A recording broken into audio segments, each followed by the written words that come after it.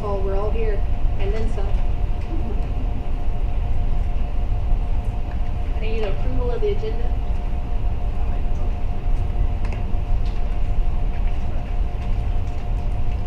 All in favor?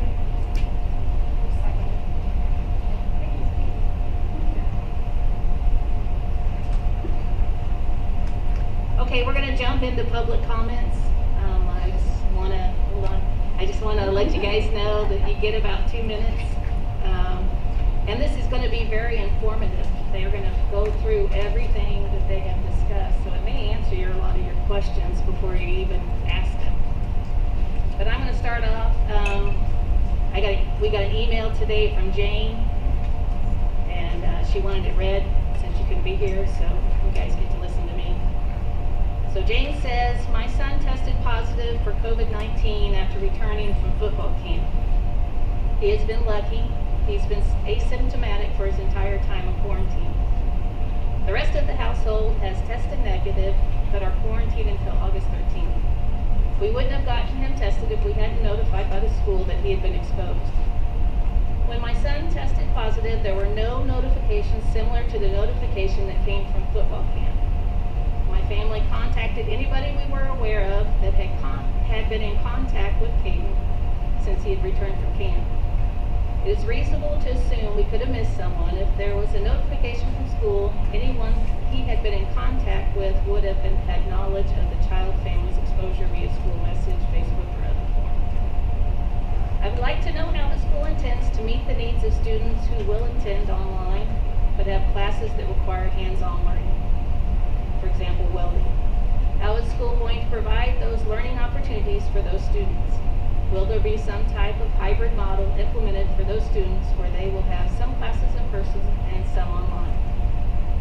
I'm sure someone else has likely raised the following questions. Exactly how will you keep your child safe at school? How will you be able to maintain social distancing? Maintain classroom size? Okay, what will breakfast and lunch look like? How will you see students to eat so that they are still maintaining social distancing? If someone tested positive, how will the community be notified? Or will they be notified? The school does not know who that student has had contact with outside of the school setting. If a student tests positive or exposed and must quarantine, how will the school handle their education? Will they switch to online? Will they have packets or flash drive? What if those students have hands-on classes that I referenced earlier? How will those classes be handled? I need to feel certain that the measures put in place by the school to keep my child safe have been well thought through and are the best plan possible. I am trusting you to protect my children. Former Superintendent Brian Spencer frequently said, first do no harm. We must ask ourselves, are the safety measures we are implementing doing no harm? Thank you for your time, Jane. All right, I'm opening it up to you guys. Aaron? Did I have somebody else? If they need a microphone, would you have a mic? Do that. I don't know if I need a microphone. It's pretty loud, so. I didn't take some, write this down. I just kind of want to reiterate what I said last time. First, I'd like to thank you for volunteering and taking your time to support our district and the students. I know the world is a much different place than it was when you signed up for those positions, and even since last month. There are strong opinions on all sides of this issue, with changes coming almost daily.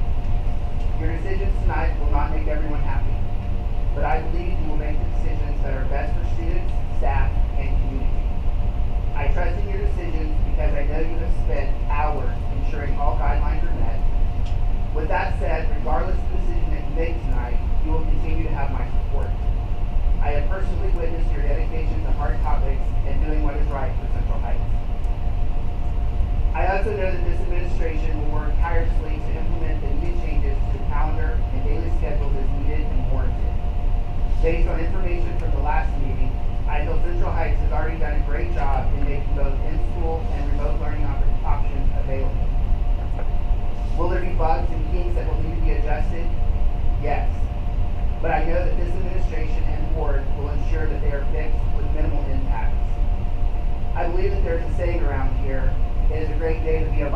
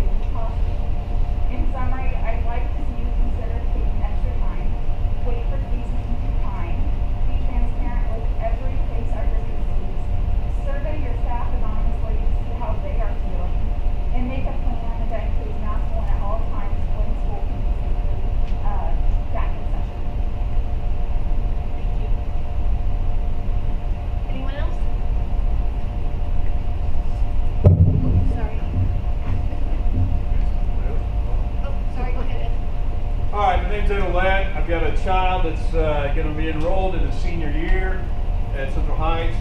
I guess I just wanted to make a couple comments real quick. So the kids are seeing kids outside of school right now. I mean, my kid is. He's not like quarantined at the house. They're seeing other kids right now. I mean, if the kids were in school, they'd be seeing those kids as well. I understand not all kids are. I know you got elementary kids and stuff like that. They're not out seeing some stuff, but I mean, as far as some of them kids, I mean, they're not all quarantined. Nobody's staying at home. They're seeing people in the summertime and stuff like that. As far as the online education, I know that the school was hit real quick last year. You know, you had to put something together, but it didn't work. It didn't work for my kid. Now, I understand some kids are really, I have a boy that graduated a long time ago, and if you were just to say, if you were really motivated, really intelligent, things came easy for you, that might be a way to go, and you might really dive right in there. But for the average kid, I think, or for somebody that has a learning, I call it a disability, or just a learning, you know, needs extra help, that ain't the way to go. And I mean, someone said something right here this morning, or a little bit ago, about, I think it was read up there, you know, I mean, what kind of other harm are we doing? My kid ain't going to get an education online having to sit there and work on it. I'm going to have to sit at home and just sit there and basically teach him online every bit and all the way through. And it's not going to happen. He's not going to get it. Not going to get it. He's on an IEP. Well, that's mandated by state law, that he gets extra help and stuff like that. How are we going to do that? I'm just saying, I think, you know, if somebody wants to keep their children at home and work through online education and work through school, I know that's tough. I don't know how the teachers can wham that together. You know, I don't see how you can do it. But if they want to stay at home and work that problem and work that issue out and stuff like that and teach online, then that's for it. But I think there's a lot of detriment that's going on with kids not being. I would so much like to have a fair. Let them kids talk. Geez, they're cooped up. You know, I mean, we start talking about how much coronavirus this and that. And we talk about suicide rates and statistics on broken hearts and people just dying for some interaction. These kids need it. So, you know, get together in school, get a case, you know, do some stuff, make sure everybody's, you know, as well as we can do. I honestly think that the kids need to get to school. They need to get to school, they need to start talking to one another. And if you have them all in one classroom and you just teach English and math and this and that, almost like a one school, you know, one room schoolhouse thing, and the kids go out and they work. I mean, however you have to make the adjustments, but I think they need to get here. So. Thank you. Anyone else? Okay, let's jump right into the information, and hopefully all of your questions will be answered.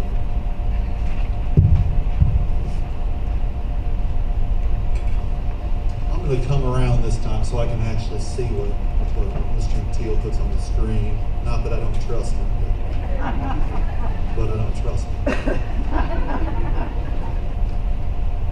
I haven't been here long, Mr. Teal. I've been here long enough to learn that one.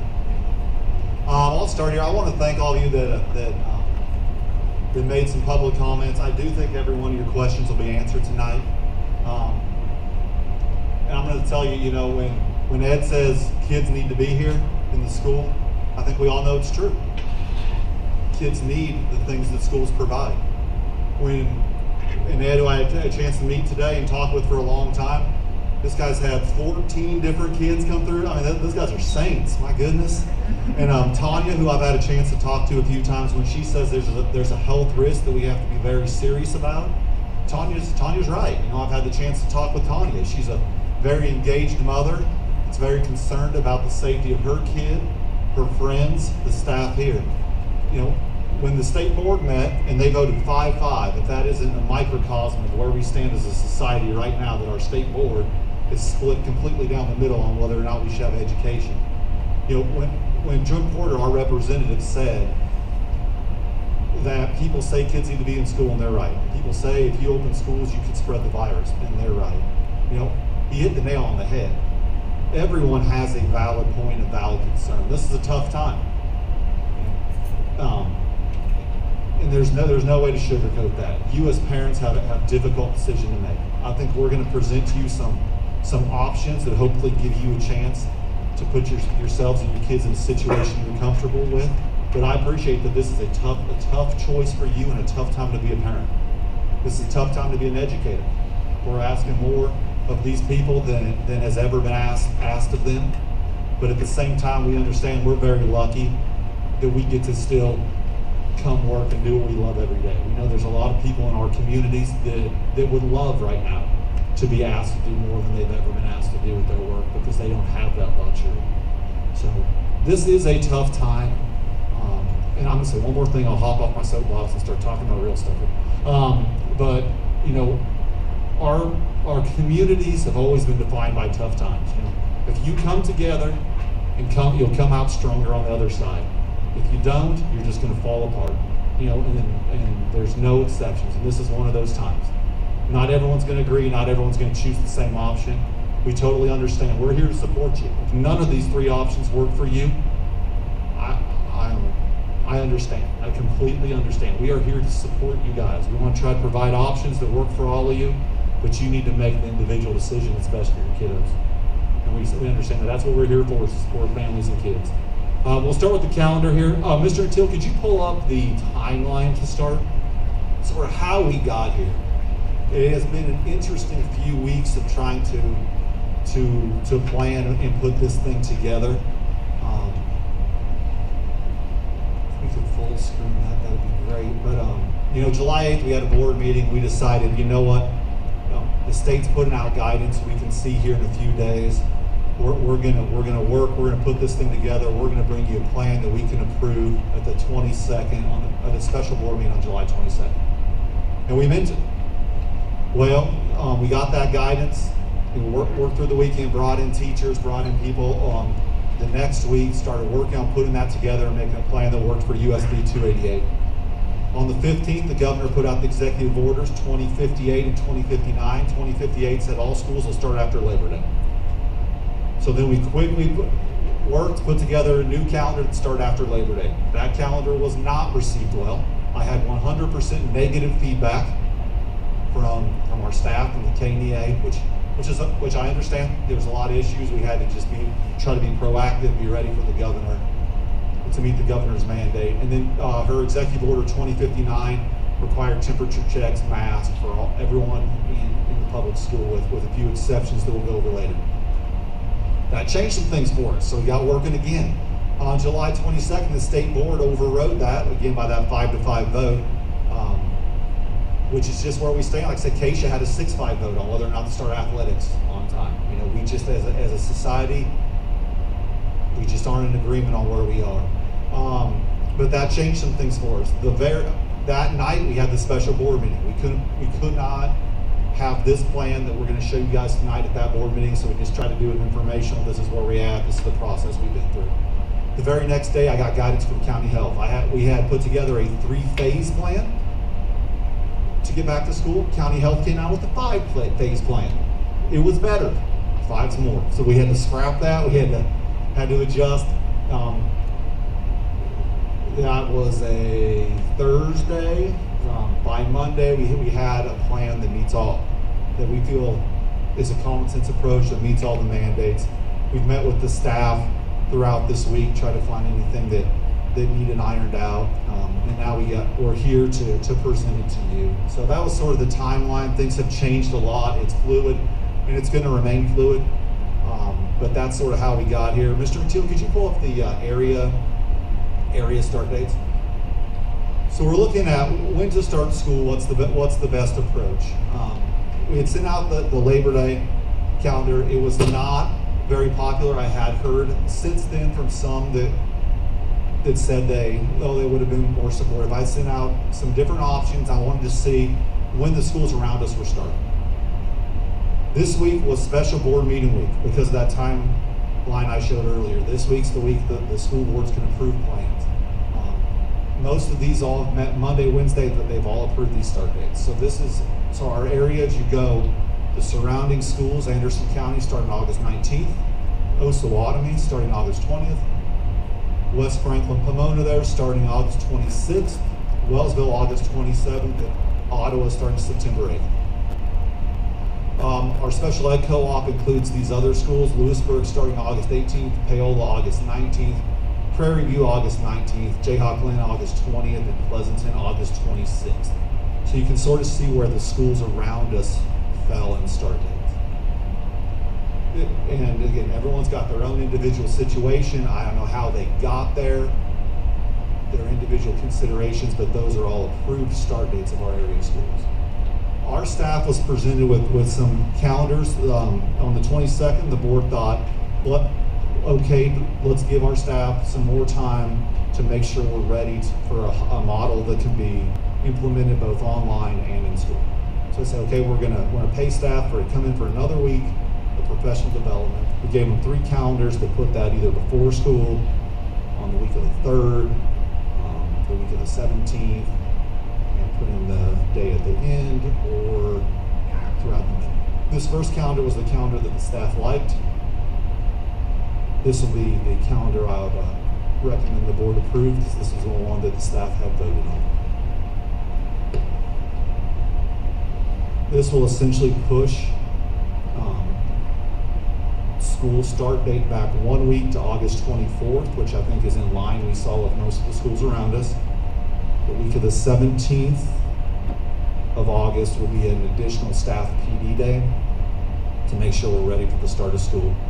And then this essentially just puts another week on the end of school, keeps everything else the same, and moves a week to the end of school. Someone asked, I think it was Mr. Compton asked when this would be available. As soon, whatever the board approves tonight, we'll get online tonight. We can show the other 2 options, but this was the one that got the most votes, so this is the one I'll recommend we approve. Option 2, this did the same thing, but instead of putting a week on the end, it took some days out in the middle and left the start date the same, or the ending date the same. Very similar to the first calendar, just went about it a little different.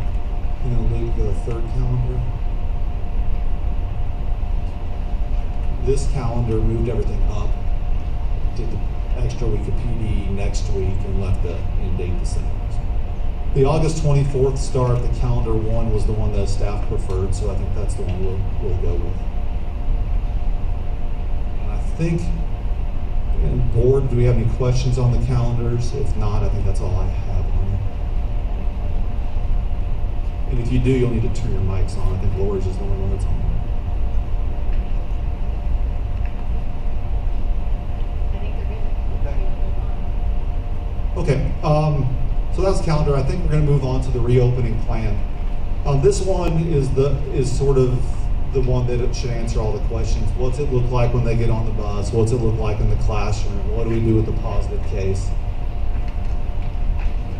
Okay. With some disclaimers there, you know, that we made this in cooperation with the state, with the county health. We'll talk about how we'll lean on both of them. Our health and safety of the students are the priority here. We're going to be flexible. And again, we'll put this whole thing on plan tonight, or online tonight if the plan's approved. Luke, you want to move down to the next page? This is a 5-stage plan developed by Franklin County. We haven't talked about a hybrid model, but a hybrid model will come into play when it's dictated by the county. They've got us in 5 stages based on how many positive cases are here. And when we get up into that 10% or more, they're going to start closing down parts or all of our buildings. If they start reducing capacity, we're going to have to go to a hybrid model where we limit the amount of students in the building. If they close down one of our buildings in elementary school, we'll have to put those kids online and then probably phase back in. If they close the whole district, we have to go online. But they've set these parameters for when they do that. We're going to work with them, but that's going to be their call. So like I said, this will kind of need to remain a fluid situation, because if cases spike, county health's going to come in, shut down part or all of our buildings. Well, you go back, Luke. That is here. So if you read the, when they said cases exceed 10% of the occupancy of the facility. So that'll be cases within the facilities. The last one, that'll be district-wide, and then they'll talk the buildings will be the circles. just addressing community spread. This is simple stuff you know. Establish and maintain communication with local and state health officials. So we're gonna lean on them, and I'll talk more about that later. Later's now. Participate in contact tracing efforts as directed by local health. A lot of questions today on positive cases and how that looks. And here's how that's going to play out. When we have a positive case, we notify county health. County health does the contact tracing. They're doing what are called first-hand contacts. So they go back 4 days of a positive, try to find everyone the kid's been in contact with, and that's considered a first-hand contact within 6 feet for 10 minutes or more. We'll give them class schedules, seating charts, whatever they need to make that happen. They track down all the first-hand contacts.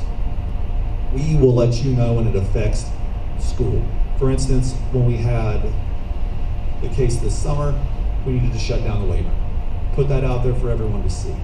If we have an online kid that's not been here at all, that doesn't affect the school day, we may not even find out from them. They will be in contact with first-hand contacts. They're not doing anything with second-hand contacts. They just simply don't have the ability to. Second-hand contact would be, say,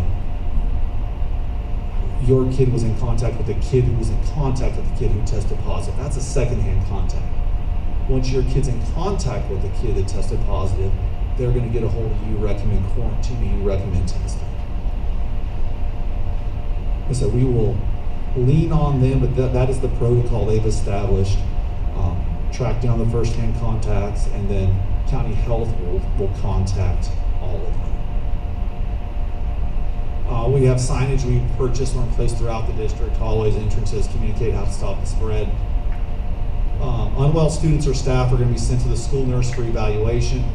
School nurse is going to contact the parents and county health officials as appropriate. Her job just got bigger, like a lot of people's. Our most vulnerable families, accommodate the needs of those higher at risk. The school nurse is going to check in on those individuals every day, and we're going to coordinate with our local and state health officials.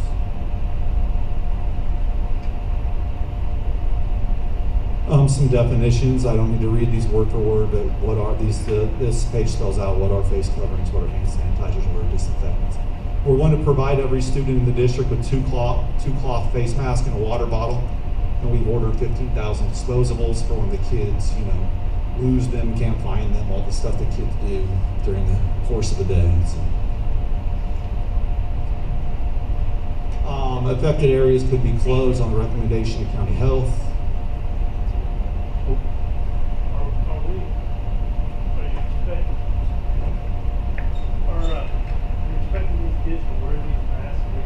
Yeah, we're going to get to that one here in just a second.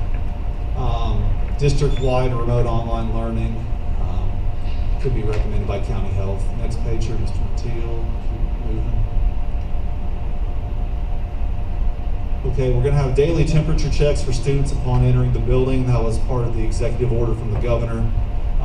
All students and staff shall wash or sanitize their hands no less than once an hour. That's also part of the executive order. We're going to clean, disinfect, frequently touch surfaces at least daily, shared objects after each use. This will look different in an elementary than a high school. We'll go over a little bit of that later too. We've got the signage in the district. Maintain the distancing of 6 feet whenever we can. We can't always do it. We're going to do the best we can. There'll be times that we cannot keep kids 6 feet apart. The school bus. One of those times they need to have their mask on. We're going to do the absolute best we can to social distance kid. We think most of the time we can. I've got a second grader. I bet you she comes within 6 feet of her friends on the playground. We're going to deep clean school prior to everyone coming, and we're going to do periodic deep cleans as often as possible. Water bottles are provided. We're going to try to get away from the faucets. We're going to only let the kids use the water bottles, and we have the filling stations. We'll use our social media to communicate, inform parents and staff about different COVID stuff. We'll start blasting out signs, symptoms, checklists, things like that for parents. Okay, here's the big one everyone wants to know. Mask mandates, Executive Order 2059. The governor came out and said all students and K-12 schools will wear masks. All students will have their temperature checked. All students will wash hands. We do not believe we have the authority to override that mandate. The governor's lawyers and the Kansas Department of Health and Environment have said the mandate, the Executive Order 2059, cannot be overridden.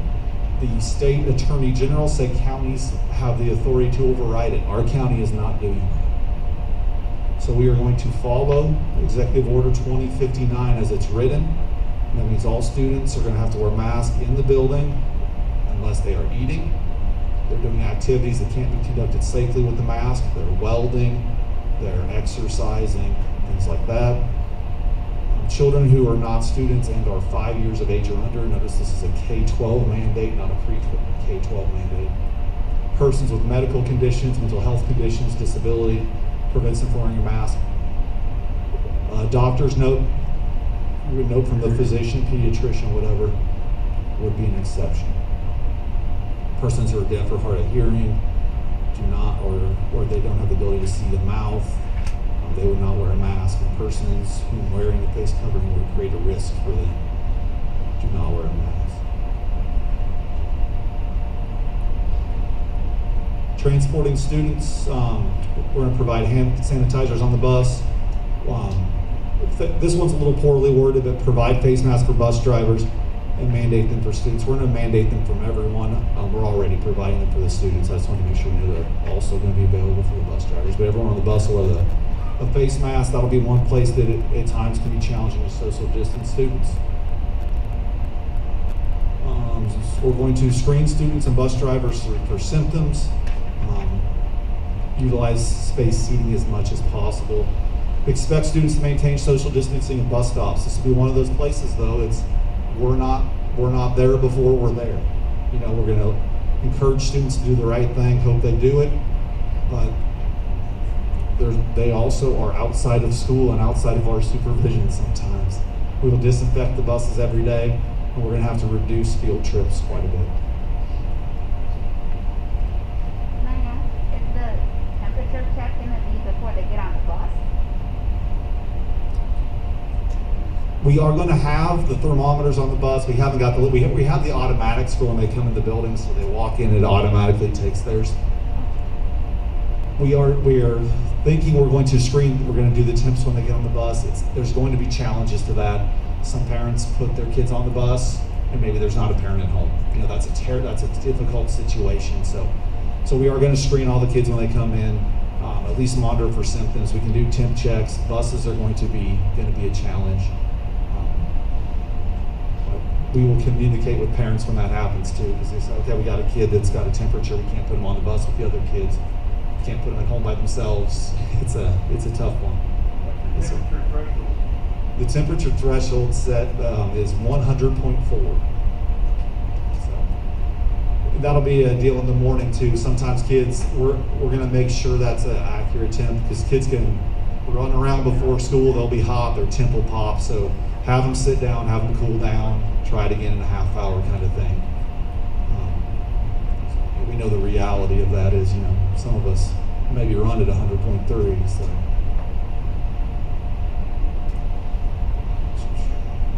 Social distancing, students are expected to maintain social distancing when they enter the building. Then we'll do the temp checks before they can go about their day. We're going to try to reduce visitors, so call ahead before you come.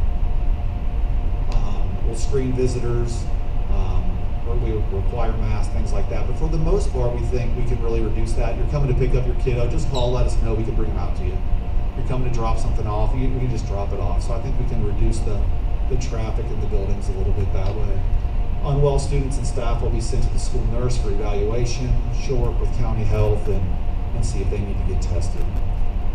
Drop off and pick up, students will maintain social distancing. Drop off, pickup, after school pickup may take a little longer at first, especially at elementary, I'd say. Signage again will be throughout the district.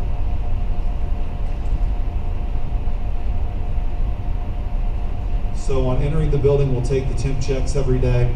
We'll isolate and evaluate anyone that shows the signs of COVID.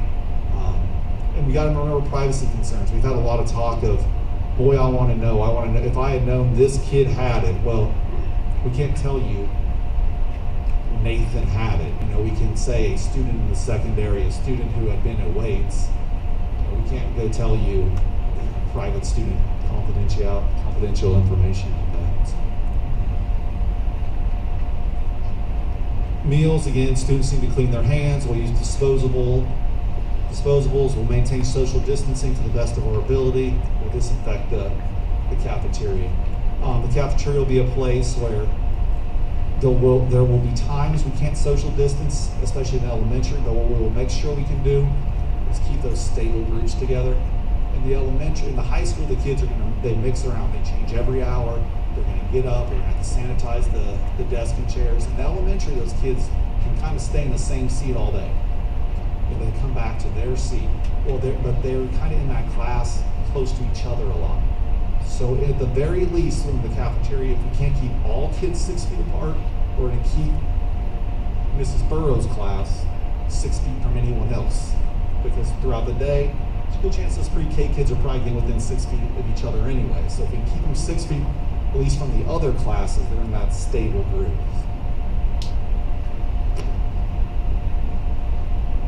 You have another question, Ed? Yeah. I mean, I'm kind of confused a little bit, and maybe I missed the boat 3 months ago or 4 months ago. Your slide presentation that you said that students would maintain social distancing, and then you're requiring masks, which, okay, I mean, requiring masks, but I thought the purpose of the mask was when social distancing is not, you cannot maintain social distancing, and then you can wear masks. So, I mean, in your slides, you know, the kids are coming in with masks on and stuff, and it said students will be asked to maintain social distancing. So, are we, when they're in the hallway, or I mean, we're going to try to maintain social distancing all the time, like 6 feet? We're going to do our best. They can't always do it, but we're going to do our best. And the mandate on the mask, it's the way it is. You know, that's an order that we have no authority not to follow. Oh, okay, but all right. I guess, like I said, I was just confused. I thought when you can maintain social distancing, I mean, if you're outside and you're 10 feet apart, that's social distancing. If you're close proximity to one another, then the recommended you wear a mask. The slides just keep saying that you're going to try to maintain social distancing within them, and I can understand groups like this class and that class, but are the kids themselves, are they going to be really? We're going to do our absolute best to keep them separate as much as we can. But we understand the reality that schools weren't built for that. Schools were built to get kids together. Schools were built for us to interact. So it's a bit of a logistical challenge at times for us to keep kids apart, because that's not what schools were built for. But we're going to do the best we can. A place that will be challenging is the halls here. Yes, sir. There's a lot of different guidelines as far as social distancing and masks, and masks aren't perfect. But when it really matters is when you get into contact tracing. There's different guidelines on contact tracing. The CDC guidelines is 6 minutes or 6 feet for longer than 15 minutes. KDHE guidelines are 6 feet for longer than 10 minutes and not wearing a mask. And then Franklin County Health Department is 6 feet for longer than 10 minutes, regardless of whether you're wearing a mask. So that's where we get into trouble, and I think it's really important to try to distance everybody the best we can, is so when one kid gets it, it's not the whole classroom that has to go home. It's maybe the kid next to it. Okay, thank you.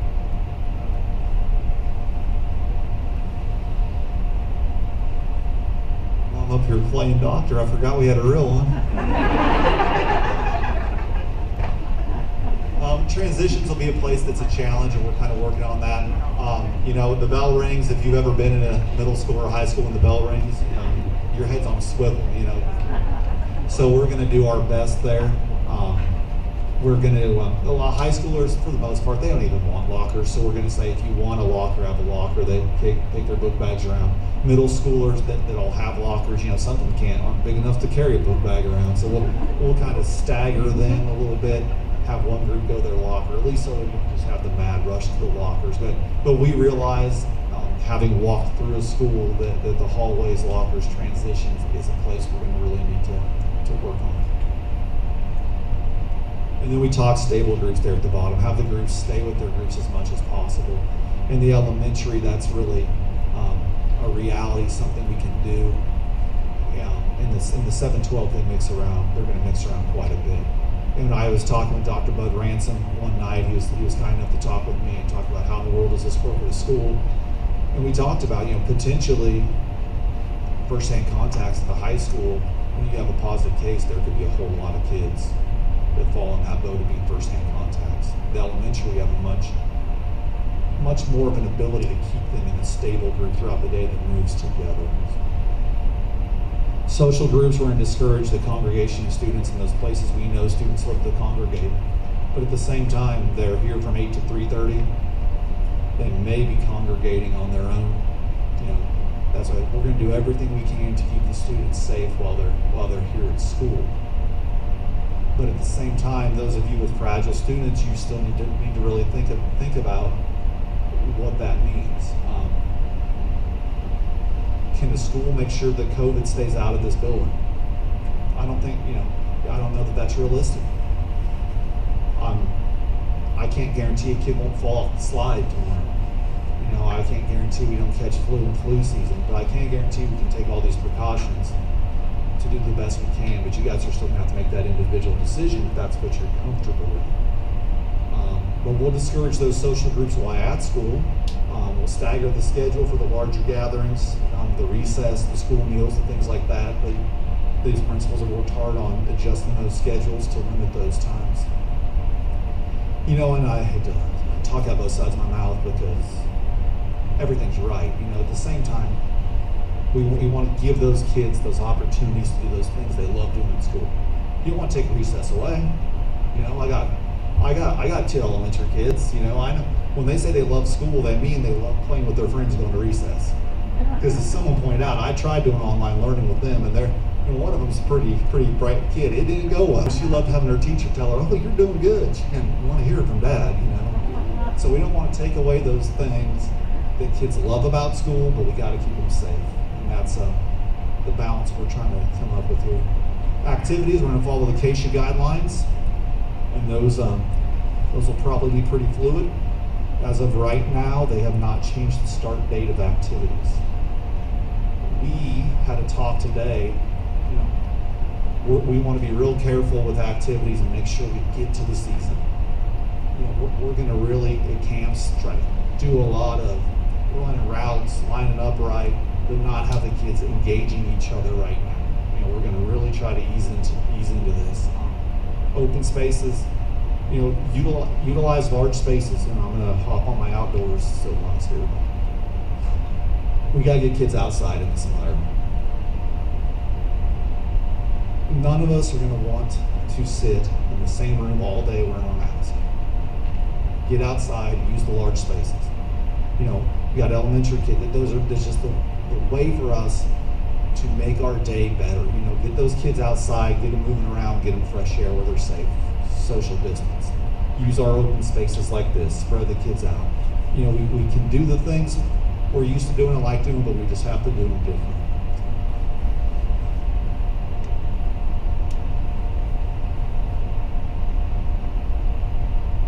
Then our most vulnerable people, we're going to establish communication with Franklin County Health. The nurse is going to check in with them. We're going to encourage distance learning. If I had I'm emotionally fragile. If I had a physically fragile child, with some serious health concerns, I'm not sure I would send them back. If I had my father, if I had my grandfather with cancer living with us, I'm not sure I would send my student. We want to provide you guys options if you're in that boat. We understand that, this is an extraordinary time, and you may not be ready to send back. I don't want anyone that's uncomfortable sending their child back to school to send their child back to school. That's the last thing I want. I want to provide you guys some options, try to provide a safe place for kids that feel comfortable coming back. But if some of you are in that situation, we want to provide some other opportunities for you. And of course, there's privacy too. We're all worried about coronavirus. It's real. It's something we need to have knowledge to protect ourselves from, but we gotta remember people have the right to privacy too. Last one here, I'll kind of leave with this and let the principals talk about it. We're going to try to offer a few different options for kids to learn on-site, learn remotely, or even learn virtually, and I'll talk about the difference. It is hard to stand up here and talk in this math, I'm telling you. I'm not in good enough shape to make this kind of speech. All right, on-site learning, that's what we've talked about. What's the school day going to look like for the kids that are here? The kids that are here all day, we kind of went over. They're going to have social distance, they're going to get their temp checks, they're going to wear their mask. Remote learning is a different option, and these guys will do the heavy lifting on this, but I want to tell you, remote learning, they're going to count as being here, and they're going to get the instruction from school at home. They're going to need to fill out a log that shows they spent 6 hours on schoolwork. That doesn't mean they're logged in looking at the computer for 6 hours. With the kindergarten student, they're not here, are they? Oh no. I was going to do pre-K, but Lynette's here. She's going to be like, oh, this is not what we do in kindergarten. But so you got a kindergarten student. You might say, okay, we're going to go outside for an hour and find things that are green. So you don't have to. You don't necessarily have to sit in front of the computer for 6 hours. You just have to, as a parent, fill out that log that we spent the time working on the things that the teachers sent home for us to work on. And we're not looking through the windows. It's the honor system. We believe you if you said your kid took an hour to read his book or whatever. But that's what remote learning. Our teachers will record an instruction part of class. The child at home will watch it. They'll do the same homework, the same assignments, same quiz, same test that the kids in school take on the same platform. There'll be an opportunity to feedback. And then we'll have the virtual, if you're more comfortable with just straight virtual, the things like the for-profits, like the K-12s and Kansas Connections do. We've got Edgenuity, it's a pre-packaged program, and that's virtual, and that's just project-based. It's not keeping a log, it's, you got to be motivated and be able to do it yourself, but I don't know if I would have been able to, but that's for those kids that can work independently, though, it's very project-based. Get the project done, check off the things, you're good. So we want to give you guys options that you're comfortable with, and if you're not comfortable with any of them, we understand. But we want to be able to have a safe place for kids that want to come back to school, have remote learning, and have virtual. Now with the remote, we want to set up a system where kids can come in and out, because that's going to happen. So we have the same instruction being recorded for the kids remotely as in the classroom, the same assignments. That way if a kid has to quarantine for 5 days, they're in and out, it should be fairly seamless. Easy for me to say. Teachers are like, okay. But that's the idea with the remote, is keep it going, keep that instruction the same for when kids have to be quarantined for a period of time. They can go back and forth. I'm sorry, is it just when they're quarantined, or is it if, say, the parents just don't feel comfortable sending? Yes, sir. And I'm sorry if I didn't make that clear enough. And we'll have an opt-in form for that, Mr. Compton. This is an option. If you want your kid just to do remote, you can. But they can switch back. They can switch, yes. And these two will go over that a little more. Yeah, I'm already kind of stepping on their toes, but I got a mic and you got to listen. So, yeah. But yeah. So they start, come to school, then they go remote, because whatever, they come back, they can't come back for a week. That's going to be approved by these two. We don't want a situation where a kid was absent Tuesday and they said, oh, no, I was remote Tuesday. We don't want that. But if a situation where, okay, grandma was living with us and I couldn't be here, now she moved out and now I can. And they have some language in their handbooks I think they'll cover on that, Jack. We don't want the back and forth every day, but this is an extraordinary time and we want to be flexible enough to meet your guys' needs that, like all of ours, could be changing all the time, But on the weeds of this stuff, they're going to do this remote handbook. So if there's real specifics on the remote stuff, maybe hold off because they may get to it. Yes, sir.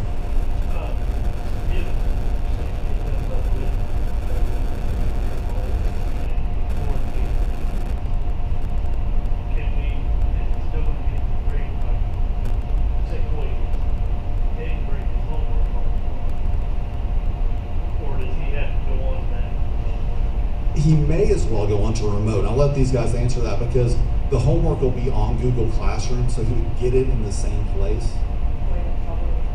Okay, so I'll let maybe more specific questions if they want to be absent. The problem is that 2 weeks is a lot, but that's the reality we're going to live in is groups of kids could have to go out for 2 weeks at a time. Well, okay, so temperature monitoring, kid comes in and he's at 101. Does that trigger an automatic test for COVID-19? I mean, those tests take 5 days in its own right. So if that person doesn't run a fever within 24 hours, comes back. I mean, it's kind of like, normal thing was like don't run a fever for 24 hours, come back to school. So I'm just looking at the testing part. I mean, when does a kid get, the whole quarantine thing? That testing takes a while. I'm going to dodge this question and tell you mine, and then I'm going to give it to the doctor. The temperature, the kid's like, boom. Right. Who My tells answer is, them that? here's how I'm going to duck this question. Is I'm going to say the nurse and county health are going to work together on that. She's going to say, okay, I've got this kid. He's got the 101. Where do we go from here? Well, yeah. We'll also probably tell you what that conversation looks like, though. Is that the trigger mechanism? Absolutely, that's a trigger mechanism. And just like anything else, that kid should be expected to go home if he's got a fever. It probably will trigger a test at this point. There are some changes coming in testing. I heard from the Franklin County Emergency Manager this morning that they're going to have the rapid response test available in the middle of August where you would have the answer in 15 minutes. Okay. So, and if you were able to get a negative test, so you develop fever, you get a negative test, when your fever's gone after 24 hours, you come back. Okay. All right. Now, a positive test, then you're talking about different guidelines. And I think right now it's 10 days from the test for returning to work. I would expect something similar for school. The hard part is if you're a first-hand contact of a positive case, even with a negative test, you're supposed to quarantine for 14 days. And the reason is because it can take 14 days to develop symptoms. What did you say? If you are contact traced, so if you're a first-hand contact of somebody with a positive test, even if your test is negative, you still need to quarantine for 14 days. So are you supposed to get retested after 14 days? You don't necessarily have to be tested. Franklin County is recommending everybody be tested. Again, after the... No, because the test can stay positive for longer term. But Okay, so if you were a positive contact yes, to somebody that had a positive test, yes, and you went in and got tested and they did that rapid thing real quick, and they said no, if you're negative, then it's recommended that you're out. CDC guidelines recommend 14-day quarantine. And is that what the school's going to do? I would expect that's what Franklin County Health Department's going to do. Ken, did you have a question? Yeah, we're going to do what Franklin County Health tells us to do. And their guy was 14 days, and they want you to be fever-free or symptom-free for 3 days. Nathan? Yes. So my son had a stomach bug this last week. 24-hour fever. I knew it was a stomach bug. He had no other symptoms. Even with the fever, would he still be quarantined and tested, even though it was obvious what it was? And say if this happened in school. I think in a situation like this, you've got somebody that potentially spread it to other people. I would get a negative. Get a mic, please. Hey, Ross, Well, I mean, why don't you turn your mic on?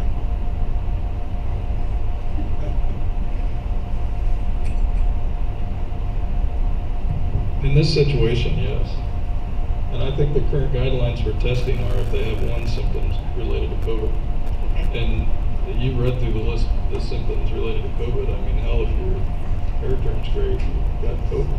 Yeah. So, but in this situation, if you got a kid with this fever, I think you're, and I really think the Franklin County Health Department does a good job of contact tracing, but I think their recommendation would be to test that kid before it goes back to school. And then the It's results of gotta be- that test would tell you when he can come back to school. Well, yeah, that was. And it's Quest Lab, it's not Franklin County Health Department. And that's the advantage of having to test it, you have the result in 15 minutes. I understand, but in this situation, I don't think we have a choice. Hope has a question. No, I was, I had, my son and I had allergies 2 weeks ago, real bad. And I knew it was allergies, knew it was, his turned into a sinus infection. We actually called the doctor and said, hey, we know it's a sinus infection, you have 3 mucus, typical symptoms of sinus infection, no fever. And, they made us go get tested, and our results took 12 days. And we were negative, so my husband and my daughter, none of us could leave the house for those 12 days. They're being cautious. I will say the good news on that is I kind of saw that evolution because I talked to you when you had yours, and it took so long that your quarantine bout would have been over. But this next round we had, it took more like 4 days. So now if he's talking that potentially we get that would help our operations a lot. Ken?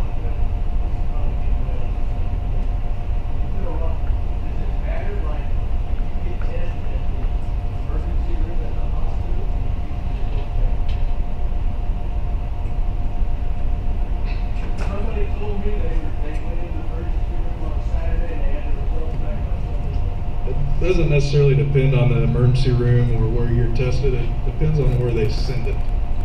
So, Franklin County Health Department, the last I knew, was sending everything through Quest. At one point, we were getting tests back through St. Luke's next day or 2 days, but then they ran out of reagents, so they're sending everything to LabCorp. LabCorp so far has still been in that 2 to 3 day mark. So is there a difference where the test is done, how quick you get it back? Yes, but as far as going to emergency department or an urgent care or anywhere else, no. I mean, I would not go to the emergency department and spend $1,000 to be tested for COVID. I don't think I heard this week that there's one spot available in Gardner, maybe that's doing it, but I don't know of anything locally that's doing the quick I know test. that there was a lady that helped go back health call, they took her to Ottawa, they tested her there before they let her in. And then they got the little let her in, and then they sent her away and they tested her again. But they said they got the results back. Yeah, I haven't seen anything come back that quick. How they got the results back. Unless they have, I mean, there are some tests available where they have the reagent in the house. I have no idea whether Advent has that. Yeah, and St. Luke's has some of those tests, but just today their reagent got so low that the only people they're using it for is behavioral health screen and one other instance. So the availability of the reagent is kind of an issue right now. But if they get the rapid test back, and if it's accurate, it would help this situation immensely. And then I think it's a no-brainer to test every kid that has symptoms or fever. Yes, ma'am. I was wondering what happens if a family refuses testing? I couldn't hear you. What happens if a family refuses testing? What do you as a school do if you know they've been in a positive contact and they refuse testing? I mean, that's up to the health department, but I would recommend it. I would expect them to recommend quarantine for 14 days if you refuse testing. That's where they're at. I can contact the health department and ask them that, but it doesn't seem like they can do anything. So if you as a school know that somebody was in positive contact, choose not to get tested, are you going to make them not come back in 14 days? If that's the recommendation of the county health department, that they're out for 14 days, and that's what we'll follow. If there's any, see, this is one of those things where, okay, this was the part that most people have the questions on. All right, how's school going to look? Well, but most of this is mandated to us. We're going to follow all the mandates as laid out before us. We're going to social distance as best we can. We're going to give them temp checks as they come in. We're going to wear masks. We're going to try to get outside to give them some fresh air as much as we can. That stuff's mandated. That stuff's laid out. And if there's any more questions, I'll be happy to field them. But what's really important, the real heavy lift, is what these guys are going to do day to day with instruction. And that's why I want Mr. Mateo and Mrs. Collins to spend some time talking about what's it going to look like if you have a kid in remote learning. What's the education going to look like in the classroom? Because that's where the real heavy lifting on this is. People, the immediate questions are, well, we're going to have to wear these masks. But schools are about teaching and learning, and this is where the real heavy lifting is going to be. So I'm going to stop talking and hand this one over to Luke and Matt.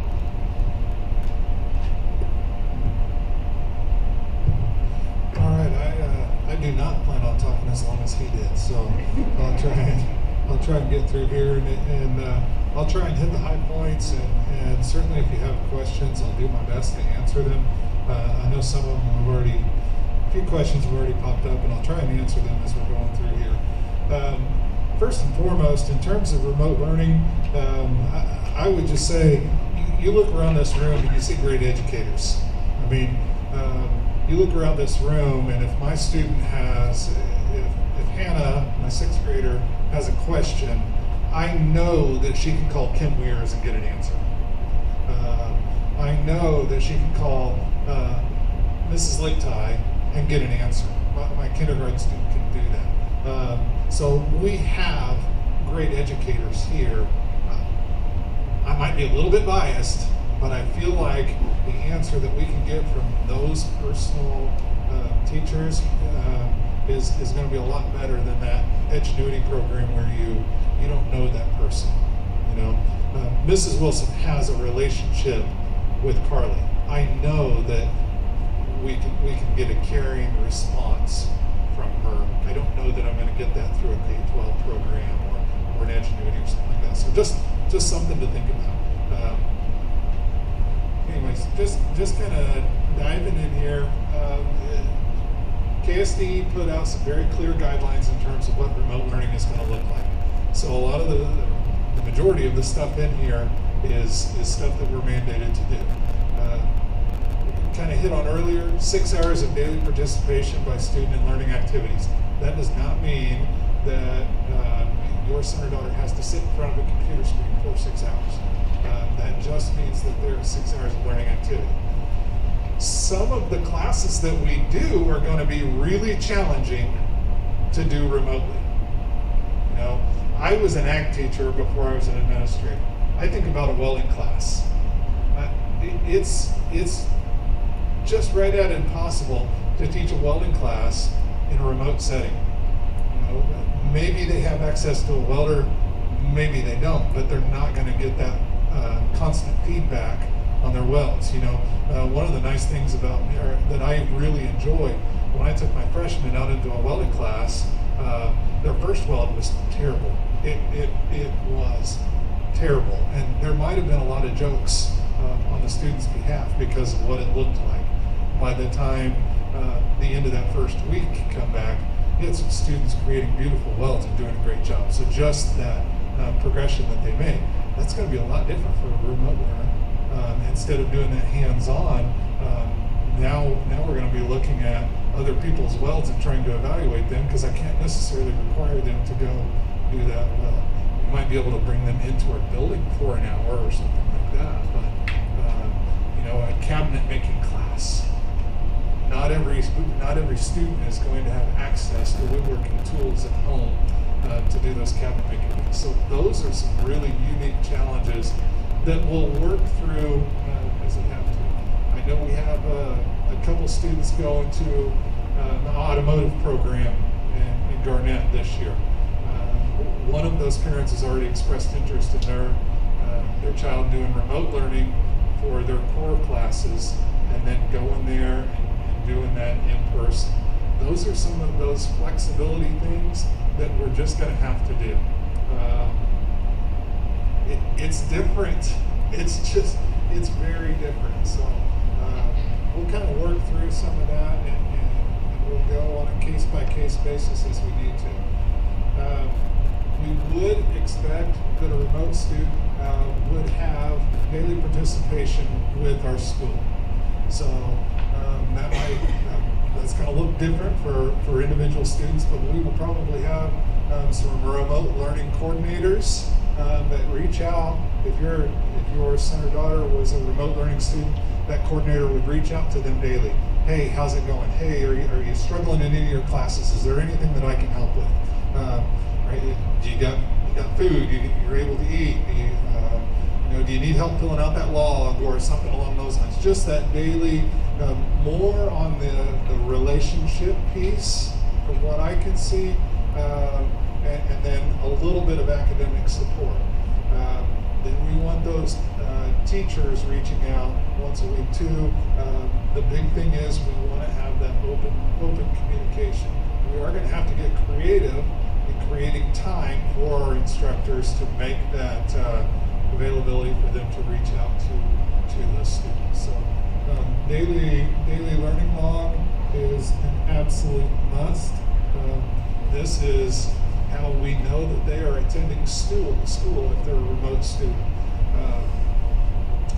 That remote learning log, that tells me that they're doing their work, and A, and B, kind of important in a school setting, that's how we get funded for them as well. So it's going to be different. My fear, I think this fear is probably a reality, is that the majority of our students will be remote students at some point in time this semester. That's my worst case scenario, but I think there's a chance that happens. Every one of our students at some point in time will be a remote student. Not because they are COVID positive, but because we've seen how COVID is spreading within our county, and we've seen that it's happening. As much as we clean, as much as we wear our masks, there's just going to be those close contacts within a school. I think there's a decent probability that happens. So everybody's going to have to know what that looks like, and we'll just work through it as our cases go along. If the child has a question, we would want those teachers to get back to them within a 24-hour period, excluding, of course, weekends and holidays, stuff like that. We're probably not going, if your son sends an email at 10:30 at night, we're not going to expect that teacher to respond by midnight. That's just not going to happen. So, but we'll try and get back within a 24-hour school day period, I guess is what I would say. The help desk ticket, that will take and shoot an email right to Tyler Smith. If you don't know Tyler, he is on top of stuff, so he's going to help a tremendous amount. Students' role, big thing, remote learning. I will tell you, if I was in high school right now, this would not be a good option for Luke Matilda, because there's cattle that need fed, and there's deer that need hunted, and there's fish that need caught, and I mean, I can come up with a million excuses to not do my 6 hours of work, but the students are going to have to apply themselves. They're going to have to study, they're going to have to focus and get that done. They're going to have to create that schedule to where they can get those learning activities taken care of. They're going to have to work hard, apply their information, trying to stay engaged in the lessons, asking questions, and so on and so forth. But I will tell you, it's going to be really important to get those assignments submitted. It's not just a matter of the 6 hours of time each day, but it's the 6 hours of productive time each day as well. I could be sitting at my computer reading something about class or watching a video about class. I use my now 5th grade daughter.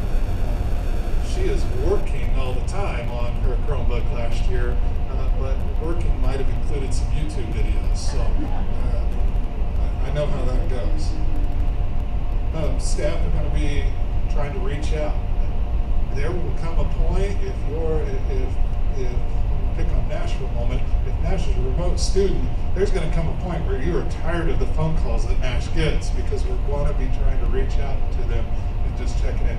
Yes, I'm still getting fed. Yes, I'm still getting my work done.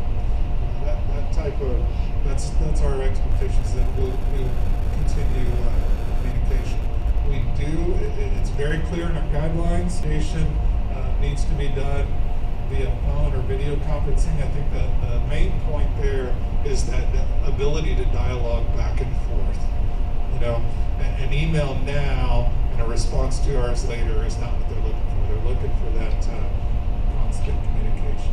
Families and parents are going to set the tone for how that remote learning goes. If we, if I let Carly continue to watch YouTube videos instead of doing her work, she's not going to get done what she needs to do. Her grades are going to fail. And more importantly, the learning is not going to take place for her. So it's just really important that we work together to create that good learning environment. Academic expectations, we kind of hit on already. I think we beat the horse about the 6 hours quite a bit. Student family communication, it's really important. You know, like I said, our staff's going to be reaching out. That student needs to be able to respond to that. So again, if Nash doesn't respond to our phone calls all week long, I might be knocking on Nash's door. Hey, how you doing, buddy? So trying to making sure that we have that constant communication. Students and at least one staff member will be in contact daily, and maybe more. Maybe our coordinator is calling Nash, and maybe his English teacher and his math teacher are calling Nash, and maybe I'm calling too. Just like I said, he might get tired of talking to us. So just making sure that there's that open dialogue of communication with questions.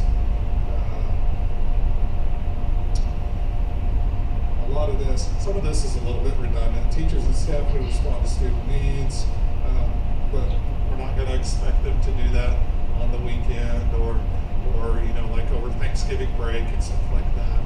That's not an expectation of our staff. So mandatory compulsory attendance. So what that means is they have to do their logs, they have to do their work, and they have to keep caught up. Because the truancy laws don't go away just because you're a remote student. You still have to be engaged in that learning process. So, academic integrity, I know this is a battle that we face within our in-class sessions, and we'll face it on our remote students. Students have to do their own work, and they can't take credit for somebody else's. So I can tell you without a doubt that I am not going to do Carly's work, and I can tell you without a doubt that teachers are going to recognize when it's Luke's work and not Carly's work, because it'll be much poorer quality, I'm sure. But special education and supports, we understand that a remote learning environment is much different than an in-class environment. So we still want to provide the support that those students need, but that might not look exactly the same for a remote learning student as it does for an in-class student. We're going to have to meet the needs of that kid, however they fall. So we may have to tweak the IEP or tweak the 504 and things like that, as long as we're all on the same goal of helping that child be successful. That's the big thing. The fun part of state assessments, most students will still be required to do state assessments. Everybody loves those. We'll provide the technology.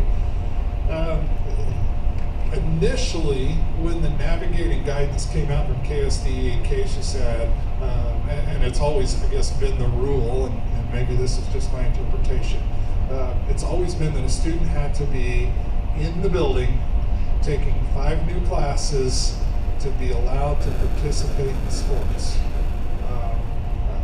Or I shouldn't just say sports, activities. That could be FFA, that could be marching band, that could be dance, whatever.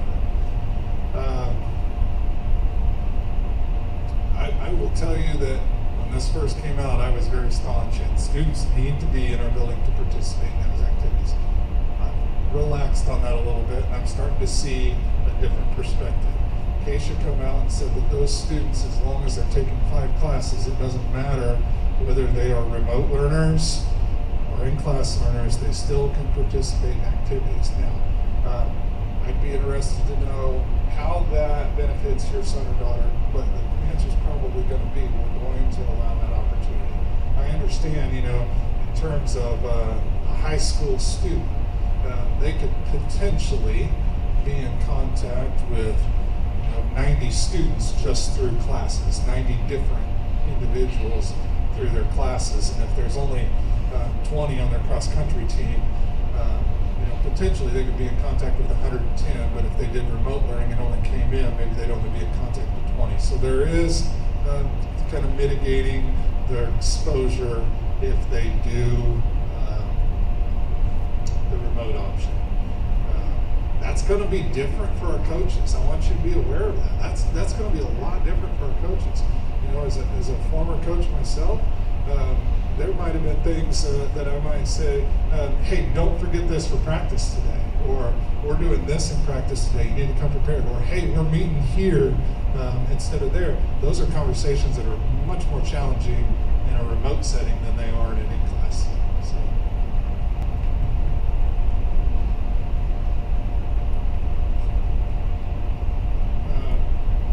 Matters of non-compliance, the big thing is we'll be communicating. If it's not working, we'll be communicating.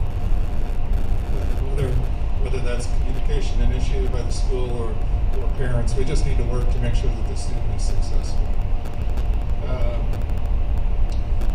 In terms of privacy, whether that be grades, in particular, thinking about the video content, I'm trying to figure out how to phrase this. We will do the best we can to keep student information private, but also understand I expect that our teachers would address concerns within their class. If Brenda is over there poking Terry, even though the camera's not on her, I don't expect the teacher to just let that go because the camera is rolling and I'm recording my lesson for the online kids. I'm still going to have the, probably discreetly turn the microphone on. Stop doing that. But that's something that we will have to address regardless.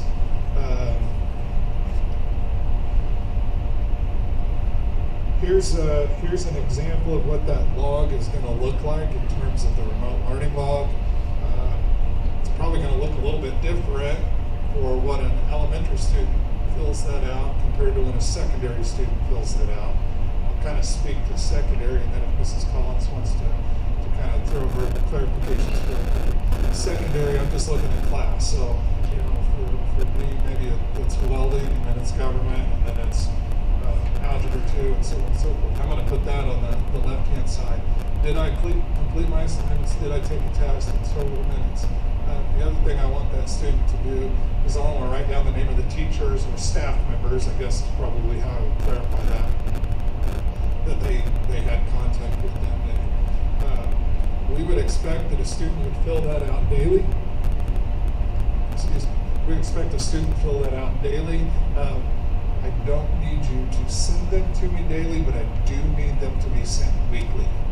So that can be just a matter of you filled it out on paper, and I snapped a picture of it on my phone, and I emailed it to, we're asking it to be emailed to the secretaries, because they're great people and they're organized and they keep track of that. If we're getting some clarification, we're awaiting clarification on whether or not we can do that electronically, whether we can just have a Google Sheet that is shared and do it that way. We have not got that answer yet. I know there was a question earlier, I think maybe Chris asked it, can a student switch back and forth between in-class and remote and back? We don't want the daily, I woke up late, so whatever. But I want you to know we want to do what's in the best interest of the kid. In the very beginning of this document, I think it's worded something to the effect of a student can change one time a semester unless administration determines it's the best interest of the kid to change. I think about it this way. if I'm an in-class student and some situation arises, my parents decide it's best for me to go remote. I go remote, I'm just telling you right now because I know myself. I go remote and my grades go from A's and B's to D's and F's, because that what would happen with Luke Mateel. We're going to be having a conversation about can we get Luke Mateel back in our building and help him be successful. So we'll work through some of those things. We know that extenuating circumstances pop up, and we'll make those adjustments and we'll make those moves as we need to. So is there any questions specific to secondary remote learning to get to that kind of stuff? Oh, remote learning, sorry. I will jump into like the secondary operations here in a little bit. So Okay. maybe secondary remote learning. This is Collins.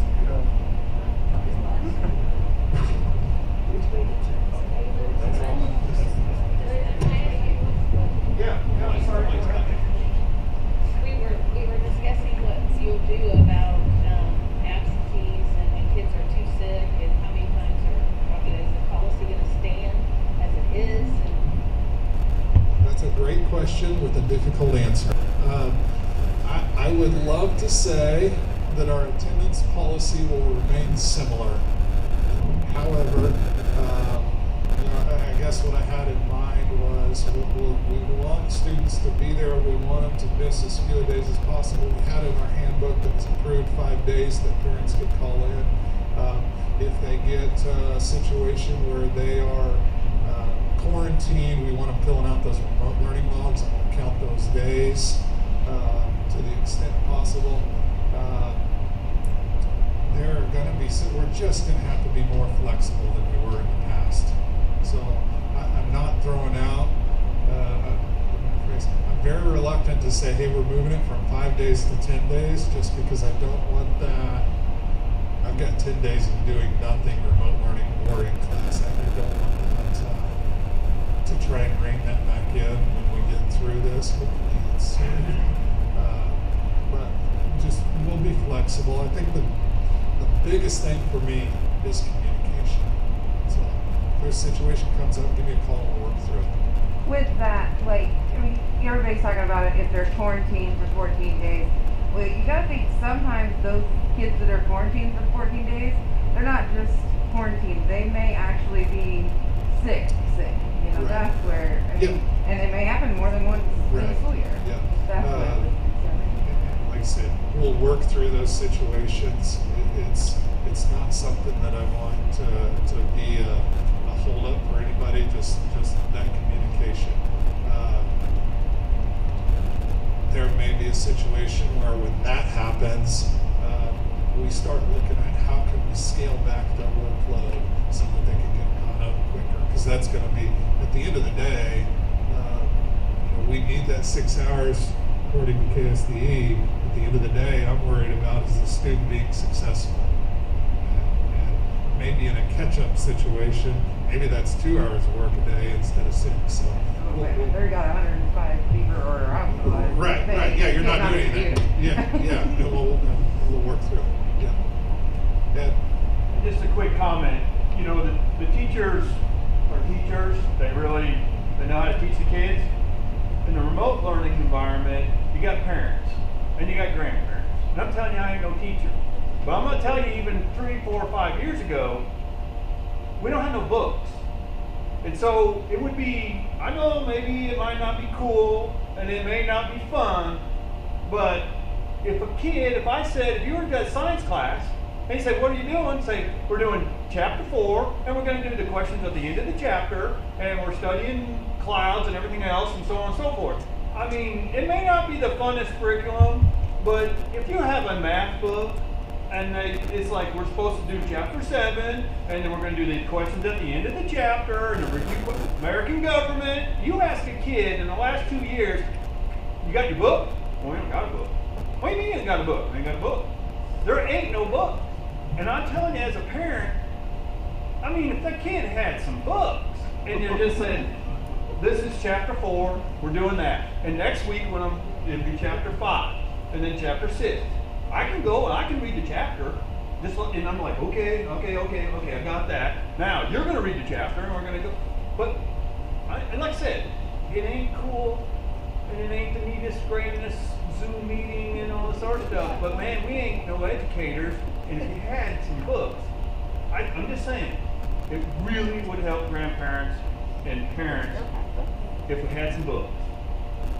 I'm just saying, it may, like I said, it ain't the funnest thing, but it would help. So maybe if the teachers can just keep that in mind a little bit, some structure coming our way would really help. Sure. That's it. I want to let you know that what we put together was with the guidance or the template went from English. So Mr. Mateo and myself didn't make this up. We went with the guidelines. We went with some guidance when this was created. I think the language in here is pretty friendly. If you have any questions, we'd be glad to answer those. I have to tell you that when I saw that remote learners, kindergarten, had to do 6 hours, I didn't like that much. So I went to KSDE, to the elementary contact, and I said, is this really what we need to do for 6 hours for kindergartners, these young learners? And she said, yes, we've got to have 6 hours, but it doesn't have to be all at one time. So I have to tell you, I am also a remote learner right now. I'm taking a college class on dyslexia, and I've got modules to get done, and I only wish my instructor would call me once a week and see how you're doing, Ann, because on my own, I'm not doing too well. I need to get going, but I think those calls into the homes will actually help. And if you need anything, that's the time to tell them. So I think that's really important. The decision that you have to make, whether you want to go to remote or in class, is a very serious one. It's a very discerning decision that you have to make. And we respect whatever you choose. So I'm not going to be judgmental at all. Whatever you need for your child, you're the best advocate, you're the best, you know that child the best. So if you have a child with special needs also, I think the OT, the speech and language, the resource teacher, the classroom teacher can build a plan that will suffice to make your child successful in that environment. So other than that, I don't have anything to add on the remote. I do want to go then into some things just specific to elementary. Last time on the 22nd, I went through several pages of how we were going to navigate through the day, the changes, the limitations, the restrictions that we've had. And although we have all of those that we have to do, I think we can still make learning fun and engaging. And the teachers are already just starting to make that happen. We had staff meeting yesterday and today with certified staff, classified staff. Most of the questions, I have to say, were about instruction rather than the operations in the school. We have made some changes or updates since the 22nd. We've ordered webcams for our elementary teachers and our specials teachers in the elementary. So they've got like a 2-foot cord on them. They go in the USB port so the teacher can travel a little bit. They're adjustable so we can get the angle just right. The instruction will be taped into Google Classroom or into Seesaw and then given out to the remote learners. There's also 2 little microphones on each side of the camera so you get good audio and you get good video with it. I thought it was important not just to have the audio, but we needed video for those kids, for the small kids. Ms. Davis, you talked about how we could separate those 5th graders a little bit because the space we have for 23 kids in the classrooms in 4th and 5th grade just wasn't there to get the 6 foot. So we found some splash guards, some dividers that we can set on tables or on the desk, and you can actually have 4 kids in a pod.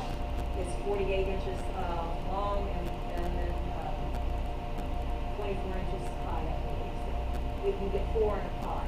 So thank you there. So we have those in the 4th and 5th grade. And then we talked about lunch, how to maneuver lunch. So I think Mr. Henricks told you a little bit about that, keeping those groups together. So the way that we have figured lunch, we can get started at 11, I believe it's 11:15, and we can rotate those kids in classes. So like first grade, you go in, and Mrs. Horstick's class can be on tables, and then 6 feet away. Whoops. 6 feet away. 6 feet away from Mrs. Horstick's class can be Mrs. Kaufman's class. And I have half of the kids that were at a table last year, half will be at a table this year. So last year we had 16. I put 8 at a table and still rotate pre-K through 3rd grade and keep that distancing. 4th and 5th would eat in their classroom because they now have the plexiglass, and so that would help with the separation there. And again, we're using disposable paper goods. First grade or kindergarten and pre-K, we know that those little kids, some of them never been in a school building before, some of them never been in this building before. And so the teachers are working how to make that transition better for them, along with their parents, and maybe meeting them outside. We need to minimize the visitors, so maybe meeting them outside on the first couple of days and making them feel comfortable, the kids and the parents, before they're brought into the building. In our PTA, we've got a wonderful PTA, very supportive. We know that little people play with their masks a lot, and they might take them off to eat, then they drop them on the floor and that kind of thing. So they're buying lanyards, so we'll put the mask on a lanyard so they can just take it off when they eat or out for recess. So those are the few changes that we made since the last meeting. So if you have any questions specific to elementary, be glad to answer.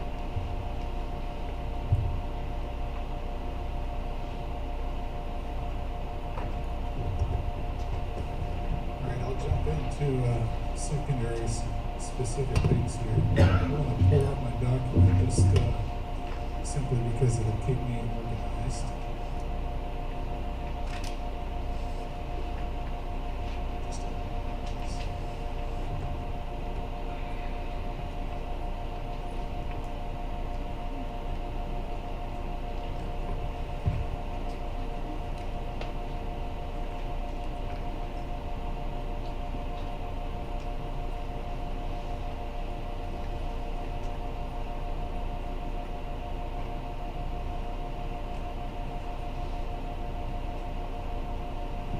Well, he's pulling that up. Can I ask a quick question? Everybody can kick me out here, but can the kids bring their own masks? Like somebody, okay, you're shaking your head, yes. So, because I mean, somebody want like I don't know, a truck on, I don't know, some guy or someone flowers or one like you're wearing. Somebody, but you're going to allow the kids if they want to bring their own mask, they can do Their own school appropriate mask? Absolutely. I think we may discover some that aren't, but yeah. But no, I mean, no, sure. Yeah, they want their superhero mask or whatever. Sure. Yeah, absolutely. Like little teeth on it or something. I will tell you that this mask is much more comfortable for me than the paper mask that I've been That's why I around. Just asked. doesn't cut my ears off. So I'll kind of dive into the high school stuff here and feel free to ask questions about. Big thing entering the building. You guys have heard over and over and over again.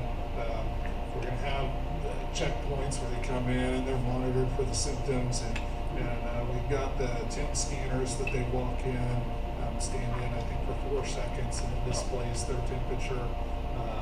We'll have an entry point right here for all of our drivers that come. We'll have an entry point at the middle school, at the high school central office hallway, and then we'll have another one at the elementary. We're going to try and limit people coming in through those middle school doors, just because there's no containment once you get in there. What we instead plan on doing is using that. If we do have a sick student, then we'll be able to move them right from the nurse's office, just straight out those doors, and just trying to limit that interaction through those doors to the best of our ability. Visitors strongly discouraged. So You know, one of my most rewarding things as an educator was when my former students come back and saw me in the building.